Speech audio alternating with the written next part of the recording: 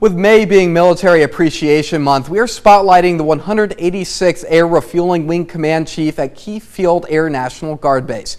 News 11 reporter Kristen Hyde spoke with the chief about his career and a cause he is committed to raising awareness about in this week's Frontline Responders.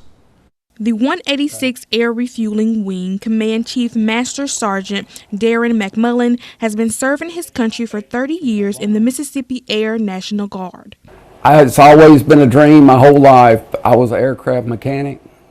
I've been an aircraft mechanic before I became the Wing Command Chief, and that was always my dream as a kid, to work on airplanes. Chief McMullen is the 8th Command Chief of the Air Refueling Wing, and he is dedicated to the well-being of his airmen. My principal role here at the 186 is to advise the Wing Commander on all matters enlisted that has to do with their morale, health, and their welfare. And what's dearest to my heart is taking care of our airmen, making sure our airmen are taken care of. That's officers and enlisted when you look at it from a wing level.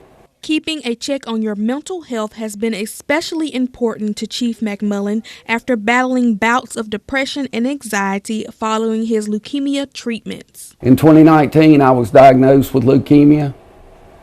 It took me 12 months of treatment. Towards the end of my treatment, I was not mentally well. My oncologist, I spoke with him, and he told me, he said, "Darren, you cannot heal yourself sitting in your recliner. You've got to get help." So I stewed on it for a bit of time, and I finally went back to him and said, "You're right, I raised my hand, I need to get help." Chief McMullen really wants to use this platform to encourage other service members to not suffer in silence and reach out for help. And in this wing, we have psychological help director that works here that's available 24/7, 365 days a year to take care of our airmen. The biggest problem that we have is the stigma of people wanting to raise their hand. 60 to 70% of all military members that suffer a mental illness will not reach out because of the stigma. And we've got to figure out a way to break that code where they will raise their hand.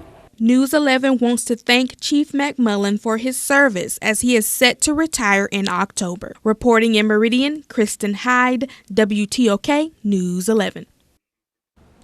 Chief McMullen says despite all of the awards he's earned during his time in the service, which include the Mississippi Medal of Efficiency, the Mississippi War Medal, and the Mississippi Emergency Service Medal, just to name a few, he is most proud of the friendships he has made during his time in the military.